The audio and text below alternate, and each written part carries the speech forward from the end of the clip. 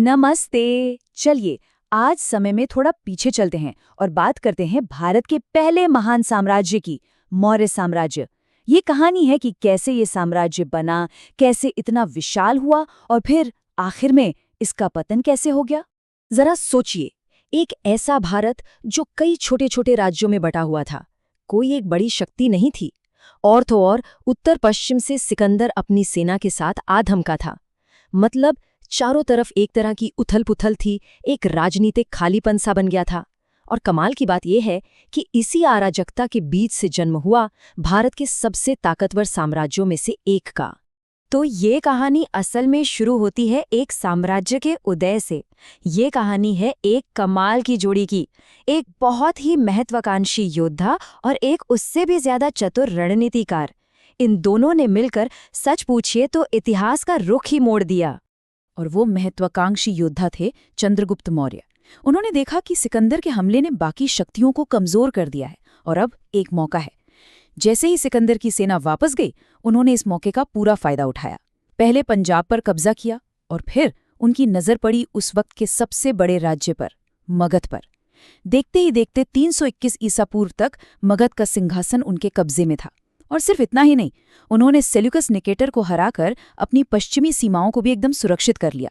यहीं से एक नए युग की शुरुआत हुई। लेकिन सवाल यह है कि ये सब हुआ कैसे? देखिए, एक तरफ था नंद वंश का राजा धनानंद, जो अपनी जनता में बिल्कुल भी लोकप्रिय नहीं था, और दूसरी तरफ थी ये जबरदस्त जोड़ी, चंद्रगुप्त और उनके गुरु महान रणनीतिकार चाणक्य। बस चाणक्य की ब्रिलियंट स्ट्रैटेजी और चंद्रगुप्त की मिलिट्री पावर, इन दोनों ने मिलकर नंद वंश का खेल ही खत्म कर दिया। अब देखिए, किसी साम्राज्य को सिर्फ जीतना ही काफी नहीं होता, असली चुनौती तो उसे चलाने में होती है ना?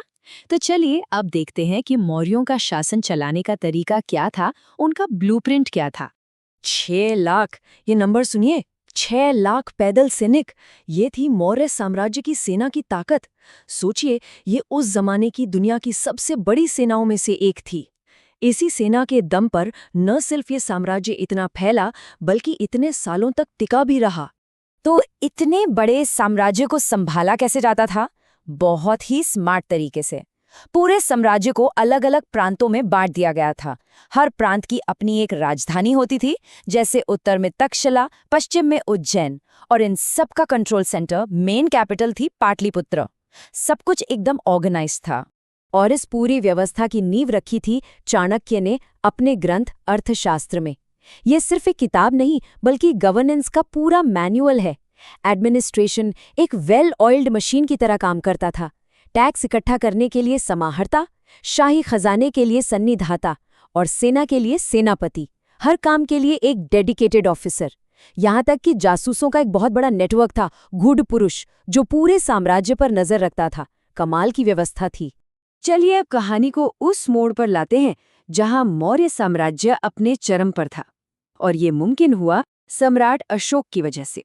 अशोक के दौर को सिर्फ जीत के लिए नहीं, बल्कि कला और संस्कृति के एक सुनहरे दौर के तौर पर भी याद किया जाता है। अशोक के समय में कला के 2 रूप देखने को मिलते हैं। एक तरफ थी दरबारी कला, मतलब वो आर्ट जिसे राजा का संरक्षण मिला था, जैसे अशोक के वो शानदार पॉलिश किए हुए स्तंभ जो आज भी हैरान कर देते हैं। और दूसरी तरफ थी लोक कला, जो आम लोगों की थी, जिसमें उनके देवी देवताओं जैसे यक्ष और यक्षिणियों की मूर्तियां बनती थीं। दोनों ही अपने आप में बहुत खूबसूरत थीं। और अशोक की महानता का असली सार उनके इस एक विचार में है, सभी मनुष्य मेरी संतान है। सोचिए, कलिंग युद्ध में हुए भयानक विनाश को देखने के बाद उनका दिल पूरी तरह बदल गया। उन्होंने हिंसा का रास्ता छोड़ दिया और धम्म का मार्ग अपनाया। धम्म मतलब एक नैतिक जिम्मेदारी। उनका मकसद था अपनी प्रजा का एक राजा की तरह नहीं, बल्कि एक पिता की तरह ख्याल रखना। लेकिन जैसा कि हम जानते हैं, इतिहास में कोई भी चीज हमेशा के लिए नहीं रहती। हर बड़े साम्राज्य का कभी न कभी अंत होता है। तो अब हम मौर्य साम्राज्य की कहानी के आखिरी हिस्से की तरफ बढ़ते हैं, इसके पतन की कहानी। देखिए, किसी इतने बड़े साम्राज्य का पतन कभी भी किसी एक वजह से नहीं होता। ये कोई एक दिन में हुई घटना नहीं थी, बल्कि ये एक धीमी प्रक्रिया थी। कई सारी चीजें थीं जो धीरे धीरे दशकों से साम्राज्य की जड़ों को कमजोर कर रही थी। तो आखिर वो वजहें थी क्या? चलिए एक एक करके देखते हैं। पहली और सबसे बड़ी वजह, अशोक के बाद जो भी राजा आए वो उतने काबिल नहीं थे। दूसरा, इतनी बड़ी सेना और एडमिनिस्ट्रेशन को चलाने का खर्च बहुत ज्यादा था, जिससे खजाना खाली होने लगा।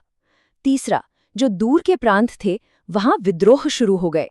और आखिर में राजदरबार में ही आपस में गुटबाजी और साजिशें होने लगीं।